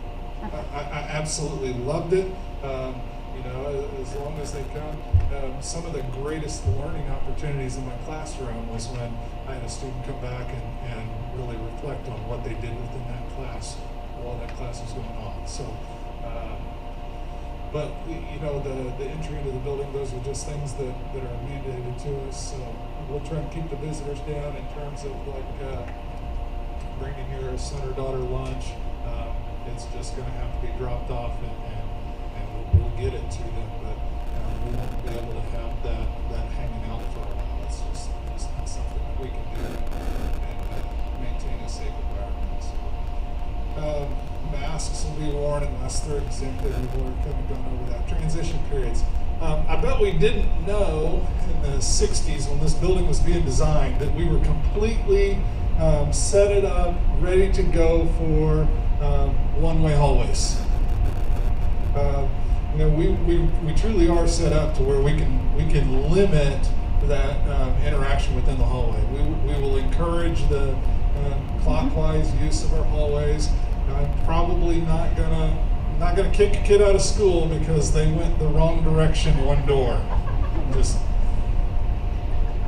I'm sure that somebody, Nash is probably going to be the one going backwards around the hallway as many times as he can. Is Mr. Mateo going to say something to me? Let's see it right now. When a student enters a classroom, we're going to clean the desks when they enter. Here's my logic behind that. We're going to have the teacher spray down all the desks, or a staff member spray down all the desks, and we're going to have the students wipe them down. The reason for that is if I'm sitting in this chair right here, and all I clean is that chair right there, but somebody else comes in and sits in this chair, it could have some contaminants on it, and it never been wiped down. So we're gonna have the students wipe down the desk that they're getting ready to sit in, and then they'll use the hand sanitizer.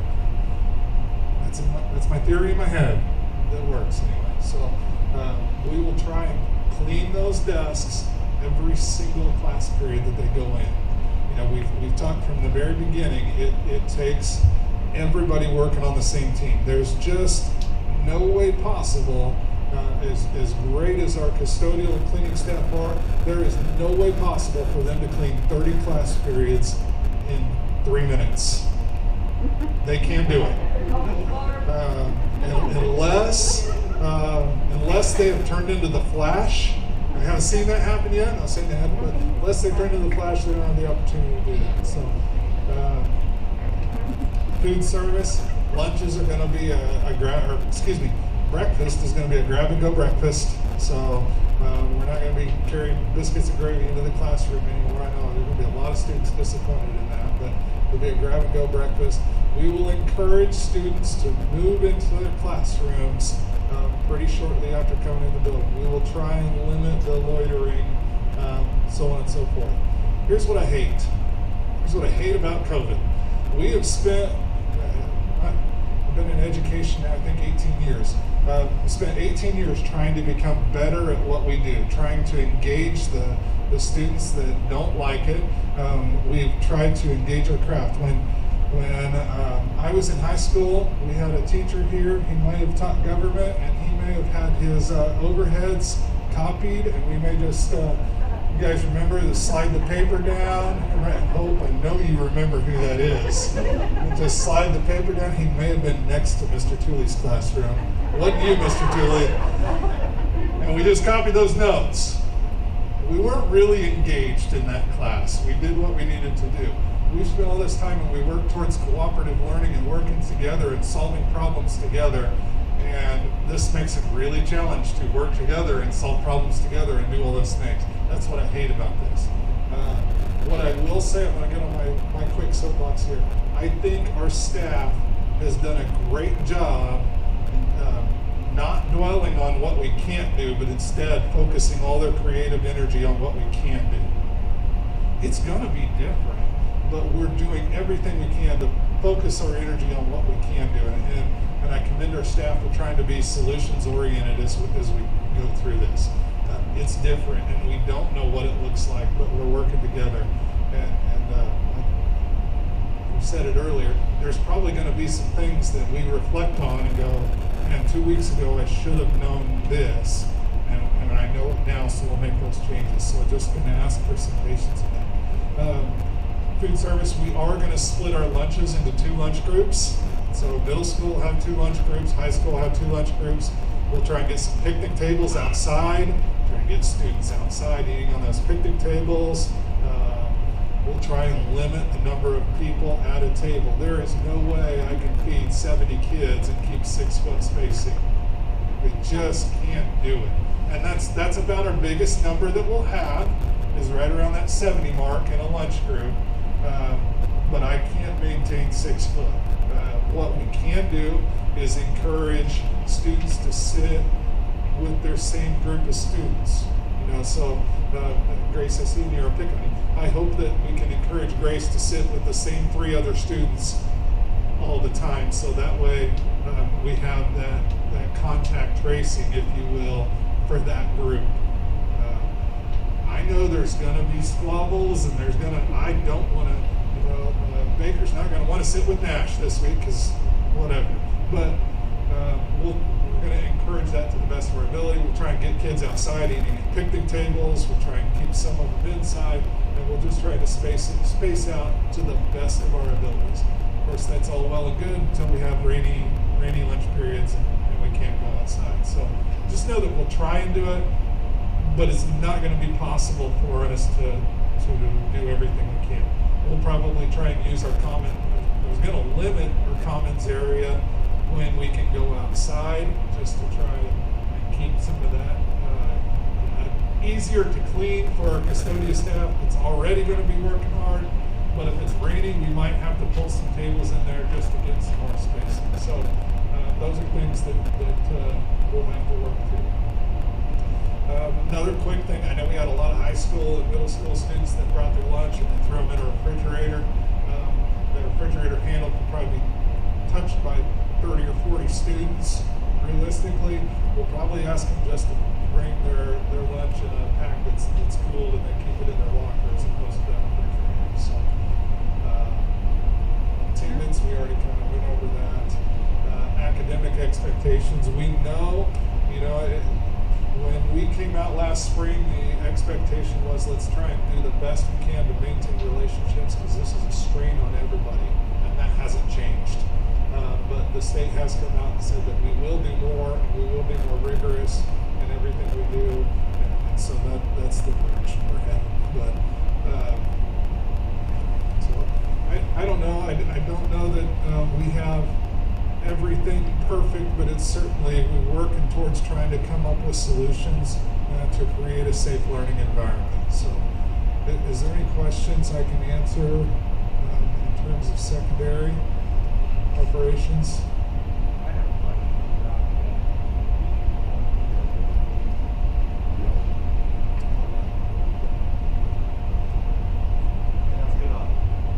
Am I live here? Okay. Did everyone hear Billy's? Billy, I had your mic off. I think Billy, and tell me if I put the wrong words in your mouth here. Billy's asking about what happens with teachers, with staff when they're quarantined. We went over this with our staff.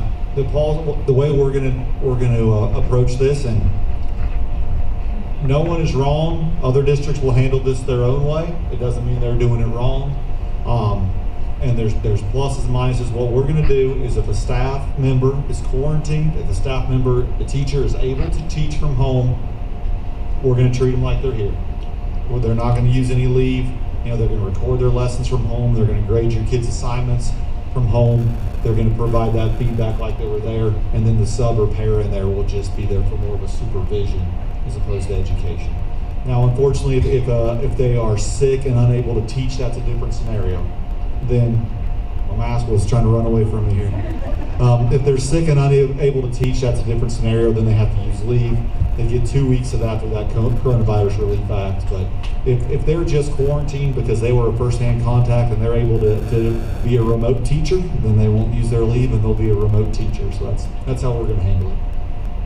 Was that it, Billy? Okay.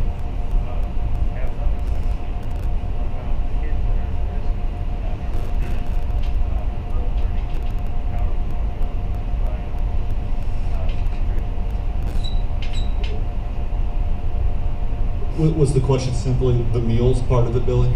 Oh yeah, we're gonna have a pickup points, and Kyle's over there ducking his head now. I'm not sure how many, but we'll communicate those. But we'll do the grab and go lunches for the remote learners. I'm not sure we'll be able to do as many sites as we did before, but we'll have at least 1 or 2 pickup points for grab and go lunches for the remote kids. And you know, remote kids, you enroll like everyone else, fill out the free reduce like everyone else. They're like a student, they're just learning from home. So we're gonna, you know, they'll have access to lunch. They'll have, if they're on IEPs, we'll still have to meet all those mandated services. So the idea is a remote kid is just like a kid here. They just are home for safety reasons. I got a quick question on the contact. The doctor said, you know, we talked about the 6 foot. So if a child tests positive for COVID and the contact tracing begins, the school will be contacted. Now, let's say Joey is in American government class. Just because Joey's in American government class doesn't mean everybody in his American government class is a contact. Is the teacher, where's the discretion? Is the teacher, you know, like, so you mentioned about like lunch and eating together. Would it be kind of a discretionary viewpoint of the teacher to say, well, Joey normally plays with John and talks to Sally all the time. Those are probably the positive contacts where they've had positive contact. Or, I mean, they talked about the plexiglass in the elementary, so 4 kids in a group split by plexiglass, 1 child comes down with it, the 3 there are, per se, is it discretion of the teacher, or who determines the discretion of the contact? That's the question. Ross, you want me to give a bad answer, or do you want to give a good answer? Well, I can do it. I think you can give the answer. Mr. Hendricks met with Dr. Ransom last week, and one of his specific questions was, what are we going to do for contact tracing? As far as what I was told, it would be 6 feet for more than 10 minutes, regardless of mask. Now, I don't know how much the school is going to be asked to do any of the contact tracing. It should be the work of the health department that does it. And to answer your question, it's going to we're going to really rely on seating charts to try to eliminate that scenario where the entire class is wiped out. You know, in the secondary, that's the thing. You know, in the secondary, we've kind of gone away from kids or adults. You sit where you want, you talk, you live with the consequences. Well, we're going to go back to more seating charts so we can say, okay, Todd sat here. He was around these 3 kids in government rather than, you know, he was around these 3 in detention. You know, in the places he would typically go. Is the vote, you know, that way you don't have to knock out the whole class. Okay. Could be different in 2nd grade though, because you know, if you've met kids that age, they're probably. So the staff, you guys will have some discretion. It's just like not knock out the whole classroom. We're just going to help them in any way we can. We'll provide seating charts, things like that. But it's their call. We're going to give them anything they want. So that was my question, is in secondary, they're still gonna move past the class and still have like passing period and all that. Now, at one point I heard maybe they won't have a locker, or are they gonna have a locker because if they bring their lunch? If a student wants a locker, we'll provide a locker. But in the past, what has happened is we've assigned everybody a locker, and then at the end of the year, when we're cleaning stuff out and ready to send them home, you know, if we have 140 kids in high school, we're giving out 120 combinations because 120 people didn't use their lockers. So we'll give lockers, we'll provide lockers to the students that want to utilize them, but for those that don't, we won't. Just from a perspective of trying to minimize that congregation that's fine. Now, middle school is a different animal. Those students use their lockers religiously. We've talked about things, and I think this is probably something we're going to have to do. We will probably, during our passing period, all right, for the first minute, everybody with a top locker, go to your locker. All right, now everybody's kind of cleared out. All right, second minute, everybody with a bottom locker, go to your locker. And just trying to minimize to the extent possible that interaction. It's going to be a challenge no matter what. I mean, I would almost go out on a limb and say it's going to be impossible to avoid that congregation in those spots, but we'll do the best we can. But again, you're going to minimize, you're also going to still the same people each time. So. Okay, so real quick though on this testing, I have an elementary student and a high school student. So in the elementary class, if one kid tests positive in Reimer's class, let's say 5th grade, then not everybody is tested in that class, or everybody is? That will be up to county health. At the elementary, most likely they are going. I asked Dr. Ransom, I said point blank, so potentially if because we're talking about what's the first hand contact, what's the second hand contact, where does it start, where does it stop, how, I said, so in an elementary class setting, could potentially one positive test mean that whole class, say Mr. Horsick's whole class is out? And he said yes. Now then with a high schooler, okay, so she goes to school, she's feeling fine first hour, second hour, third hour, fourth hour, fifth hour, sixth hour. All of a sudden, man, I'm not feeling so good. So they say, yep, she's got to get tested. So she goes to the health department that afternoon or that next morning. Would they want everybody that she had first hour, second hour, third hour? They go hour? back, and Ross, tell me if I'm wrong, they go back 4 days, correct? So that could take out a lot of the high school pretty quick, right? Okay. I almost hesitate to say this, but I asked him, I said, so Dr. Ransom, you realize in a high school setting, these kids could have 7 class periods, they could be an activity, they could be an FFA, they could potentially, so I said, what if I have 1 or 2 cases? He said, that could potentially wipe out your whole high school. Exactly. Now, not wipe it, that's but at least put them out for 2 weeks. something less terrible. It could potentially put them all in a situation where they're in quarantine. Right? And he was just being frank, and hopefully that's not the way that plays out yet, but there are potential for a lot of direct contacts in the secondary level, sure. I'm going to speak up real quick. I'm really hoping that if we follow a pretty strict seating chart, we do our best to space students out, I'm hoping that that will minimize, all right, everybody in government is now being tested. I'm hoping. But again, they're going to be the ones that make that call. We'll provide the seating chart, tell them what the spacing is, etc. But they're going to be the ones that make that call. Yeah, both from my own personal experience with my children at school here, and when I was substitute teaching here, the school nurse did the job of easily 1.5 people, and very frequently, she wasn't available. You would send a kid to the nurse to get an aspirin or whatever, and she wasn't available, or she had to come medicine, or she already had a line of kids there. If she's going to be doing the job that she's already doing, plus assessing children for COVID symptoms, plus is she the one who's going to be doing the coordinating with the Franklin County Health Department about possible testing or quarantine requirements? Yeah, the short answer is yes. Is Alicia here? I thought I'd seen her earlier. No.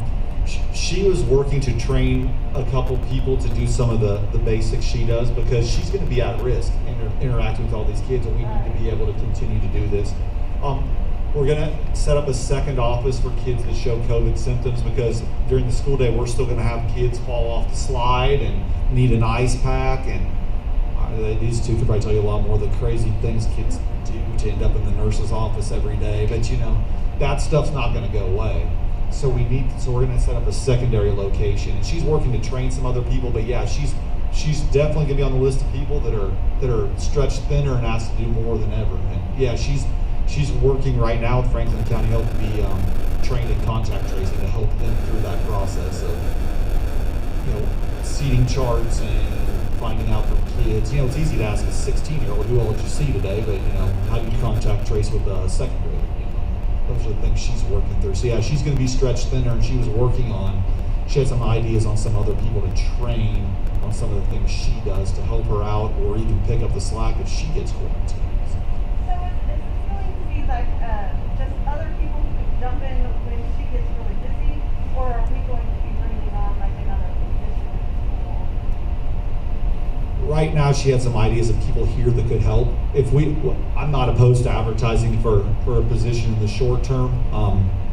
Those are very hard to find, of course, but yeah, she's going to be stretched thinner. We're going to need more help there for sure. Tony, do you have a question? Do we have to have a licensed person with COVID and everything moving around smoothly? Do you have to have somebody licensed, you know, nursing to talk to throughout the day when issues come up? There's no new requirement that I know of, Tanya. We also do have Gene Higby who is licensed also. Does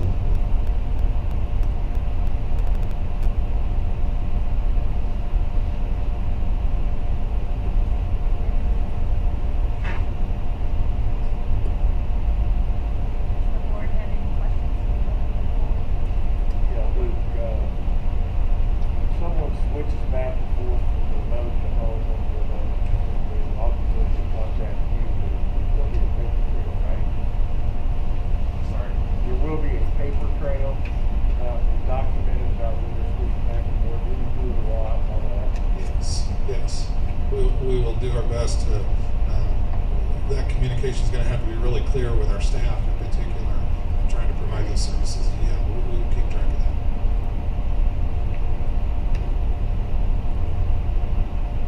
Any other questions? Okay, we're gonna move on to the action items. Now, the calendar he's put in front of us is number one.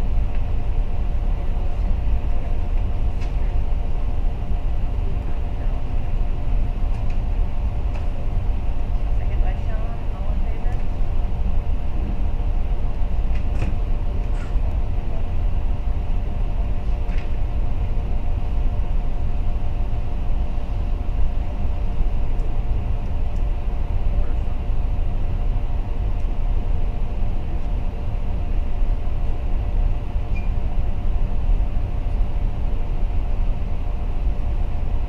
So 6-4. You're out there.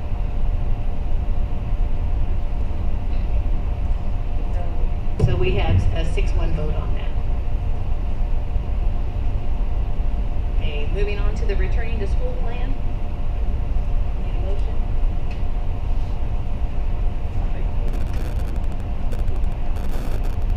Sean, need a second?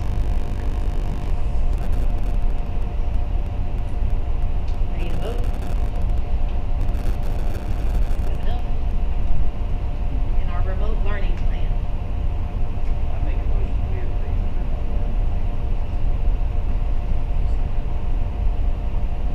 Vote.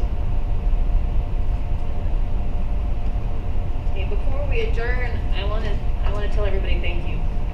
I know how hard this has been, and the board appreciates everything you've done up to this point, and what we're asking you to do. It's above and beyond what you signed up for, but I have a lot of faith in this school, and I know we can do it. So, thank you, parents, for coming. You guys are welcome to come to the next budget board meeting. It's exciting. I need a motion to adjourn.